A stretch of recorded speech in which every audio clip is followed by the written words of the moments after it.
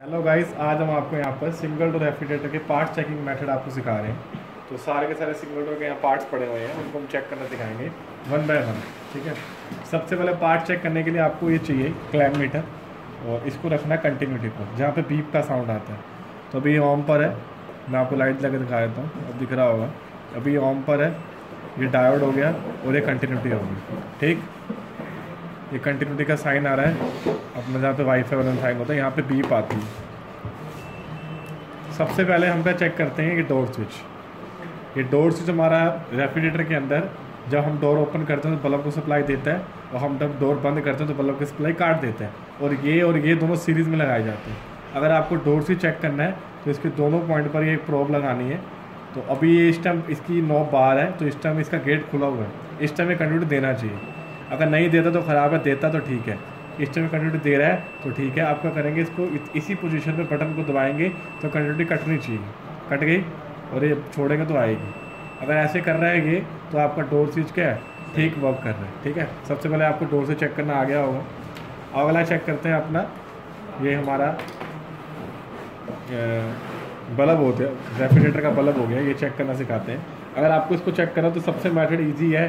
जैसे मान लो आपकी मेन लीड है, इसको फेस न्यूट्रल आ रहा है, फेस न्यूट्रल जोड़ा और इसको मेन लीड को लगा दिया, चालू कर दिया। अगर चल गया तो ठीक है, नहीं चलो तो ख़राब है।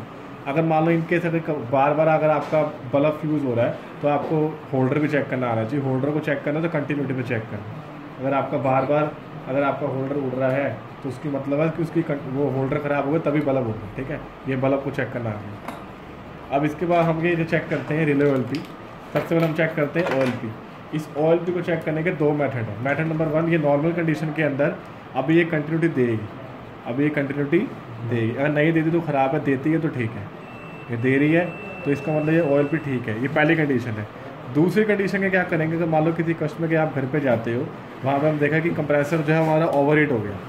हमारा जो कंप्रेसर जो है वो क्या है, ओवरहीट हो गया। इसको छुआ भी नहीं जा रहा, टच भी करा नहीं जा रहा। उस टाइम आपको रेफ्रिजरेटर का स्विच ऑफ करके अपना ये OLP निकालनी है। OLP भी उस टाइम बहुत ओवरहीट होगी, बड़ी गर्म होएगी, उस टाइम ये कंटिन्यूटी नहीं देनी चाहिए। अगर ये ओवरहीट पे कंटिन्यूटी देती है तो आपकी OLP ख़राब हो गई है। ठीक है, अभी जैसे दे रही है ना, अगर ओवरहीट पे ऐसे भी देती है तो ये ख़राब हो गई। ठीक है, अभी ये ठीक है, OLP चेक हो गई। अब हम ये चेक करते हैं रिले। रिले कोई भी हो, चाहे 2 पिन वाली हो, चाहे 3 पिन वाली हो, चाहे 4 पिन वाली हो, कोई भी हो, उसे चेक करने का तरीका एक ही है। जैसे हमारे ये 2 पॉइंट होते हैं रनिंग स्टार्टिंग के, इन दोनों पर ये लगाना है और आपकी वैल्यू आनी चाहिए 10 ओम से लेकर 33 ओम के बीच में। अगर आपकी वैल्यू 10 ओम से लेकर 33 ओम के बीच में आती है, तो साथ में कंटिन्यूटी आती है, तो आपकी रिले ठीक है। अब इसकी वैल्यू जो है देखते हैं कितनी आती है, रुपए की तब बताते हैं। अब इसकी वैल्यू जो है लगभग 33 तक आ गई है, तो ये रिले जो है क्या है, ये ठीक है। ठीक है, एक कंडीशन रिले को चेक करने की ये होती है, वैल्यू आपकी 10 ओम से लेकर 33 ओम तक आनी चाहिए। तो आ रही है वैल्यू, तो आपकी रिले क्या ठीक है। दूसरी कंडीशन क्या, अगर मान लो आपकी वैल्यू 10 ओम से लेकर 33 ओम के बीच में आ रही है या नहीं आ रही, आपको कंफर्म करना है रिले ख़राब है कि नहीं है। आपको जहाँ पे पुरानी रिले लगी हुई है उसको हटा के नई रिले लगा देनी है। अगर पुरानी रिले हटाने के बाद नई रिले लगाकर अगर वो कंप्रेसर चल जाता है तो रिले ख़राब है, और जब रिले ख़राब होती है तो OLP भी चेंज करते ही करते हैं। ठीक है, ये रिले चेक करनी आ गई होगी आपको।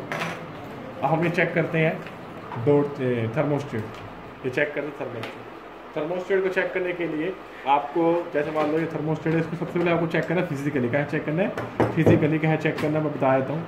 जैसे इसका सेंसर होता है जो इसके अंदर अभी ये पाइप के अंदर डला हुआ है, इसको इंसुलेशन बोलते हैं। अगर ये सेंसर कहीं से कट चुका है या कहीं से टूट चुका है तो ये थर्मोस्टेट तो ख़राब ही हो गया। पहली कंडीशन तो ये फिजिकली चेक करना है। अगर ये फिजिकली ठीक है, फिर इसको दूसरी कंडीशन चेक करते हैं, इसको कर देते हैं ऑफ। क्या कर देते हैं ऑफ, तो मैनुअली इसको कर देता हूँ ऑफ। ऑफ हो गया। ऑफ कंडीशन में कंटिन्यूटी नहीं देना चाहिए। अगर देता है तो आपका थर्मोस्टेट ख़राब है। तो यहाँ पे लगाया, यहाँ पे लगाया, अभी नहीं दे रहा, ये थर्मोस्टेट ठीक है। ये पहला राउंड है इसका। अगले राउंड में क्या करना है, थर्मोस्टेट को कर देना ऑन किया। अब ये कंटिन्यूटी देना चाहिए। अगर नहीं देता तो ख़राब है, देता है तो ठीक है। तो अभी देगा, ये थर्मोस्टेट ठीक है। दूसरा राउंड में क्लियर हो गया।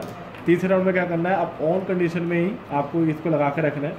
जैसे कि आपको पता होगा कि जो सिंगल डोर रेफ्रिजरेटर का थर्मोस्टेट होता है उसमें एक बटन होता है जिसको डिफ्रोस्ट बटन बोलते हैं। तो हम क्या करेंगे, ऑन पोजीशन में ही अगर हम इसको लगाते हैं, अब ये कंटिन्यूटी दे रहा होगा। अब इसी कंडीशन में अगर मैं बटन को दबाऊंगा तो ये कंटिन्यूटी सी कट जाएगी।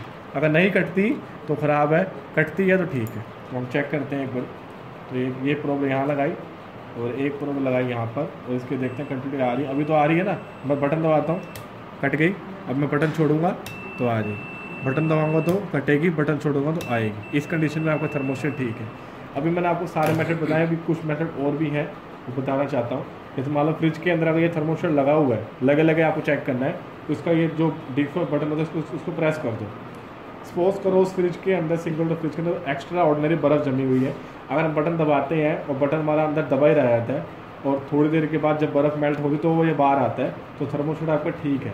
अगर ये ख़राब होगा तो कैसे होगा, अगर हम बटन दबाएंगे तो कुछ सेकंड के बाद ही अपने आप ये वापस बैक आ जाएगा, तो थर्मोस्टेट आपका ख़राब होगा। ठीक है, ये लास्ट पोजीशन होती है थर्मोस्टेट को चेक करने की।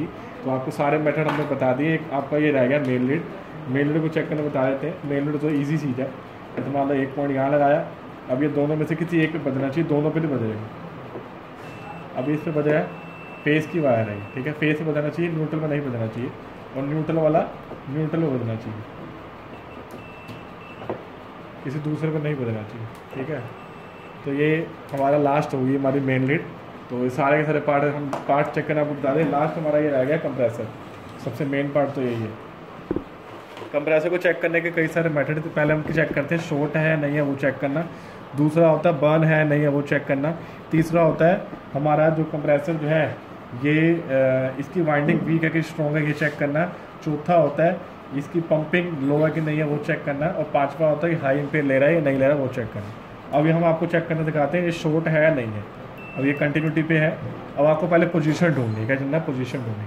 तो पोजीशन बेस्ट वो होती है जहाँ पर मोटर में या कंप्रेसर पेंट ना हो, वहाँ पे एक प्रोब रखनी है, और एक रखनी है जहाँ पे दूसरी दो जगह ढूंढनी है जहाँ पे पेंट ना हो। एक मैंने यहाँ ढूंढी, अब ये कंटिन्यूटी दे रहा है, तो मतलब पोजीशन मैंने ठीक मिल गई। ठीक है, पोजीशन मिल गई। अगर मैं मान लो यहाँ लगा रहा, देखो कंटिन्यूटी नहीं दे रहा, तो ये पोजीशन रॉन्ग है, ये पोजीशन राइट है। ठीक है, अब एक प्रोब रखे दूसरी वाली इन पे लगानी है। अगर ये आप दे गया तो ये शॉर्ट हो गया, नहीं दे रहा तो मतलब ये कंप्रेसर शॉर्ट नहीं है। ठीक है, समझ में आ गया। अब अगला चेक करते हैं बर्न है या नहीं है वो चेक करते हैं। तो बर्न के लिए जैसे आपको पता होगा हमारे मोटर में या कंप्रेसर में दो वाइंडिंग होती हैं, एक होती रनिंग की और एक होती स्टार्टिंग की। दोनों वाइंडिंग का एक एक पॉइंट आपस में जोड़कर कॉमन बनाया जाता है। इसमें कॉमन ये नीचे वाला पॉइंट है, तो कॉमन में और रनिंग में कंटिन्यूटी आएगी, कॉमन में और स्टार्टिंग में कंटिन्यूटी आएगी। लेकिन अगर रनिंग स्टार्टिंग में आ रही है तो ये थर्मोस्टेट और कंप्रेसर जो है ख़राब हो गया। इनमें नहीं आनी चाहिए। जैसे आप दिख रहा हो कॉमन और रनिंग में आ रही है, कॉमन और स्टार्टिंग में आ रही है, लेकिन रनिंग स्टार्टिंग में नहीं आनी चाहिए। अगर आ रही है तो ये बर्न हो गया। ठीक है, तो ये मेथड हो गया। इस तरीके से हमने सारे पार्ट आपको चेक करना आपको बता दिए सिंगल डोर रेफ्रिजरेटर के। होप करते हैं आपको सारी वीडियो समझ में आई होगी। Thank you so much.